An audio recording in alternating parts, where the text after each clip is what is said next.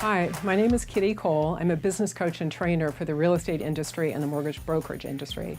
Today I'm going to provide you with just a few tips, 5 actually, that will make your business soar. Please do all 5. The first tip is the most basic one in the world, but it's just to write a business plan, detailing the income you'd like to earn, the number of deals, your desired average price, and the percentage of buyer to seller side.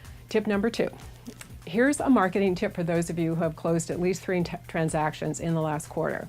Please send a postcard, just 8.5 by 5.5, with photos, send it to your past clients and sphere, but detail photos of those 3 properties, or it could be 4, 5, or 6, by the way, and the main statistics about each one.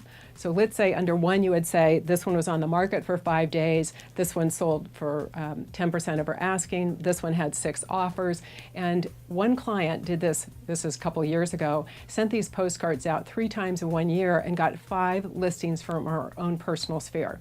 That agent's in Berkeley. Tip number 3.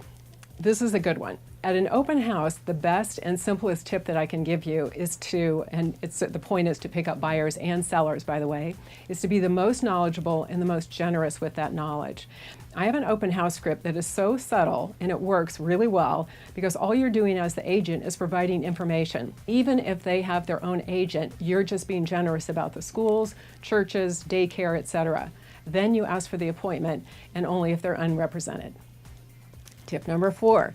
This one is about a listing presentation. First of all, have a written listing presentation. The client expects you to, and you look more professional. Second, prepare the ending of your presentation. I suggest ending on you, and that means writing 3 primary reasons to hire you. The first should be something about where you excel. Let's say communication, and generally these are where clients have told you something, that you stayed calm throughout the transaction, you had patience, you were tenacious.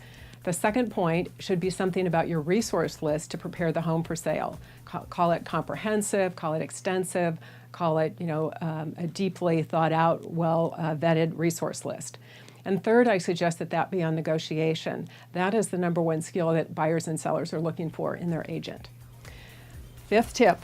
This is sign up for classes at Bay East because Vicki Pereira, the Director of Education here, and the team have the best assortment of classes that I've ever seen and other resources.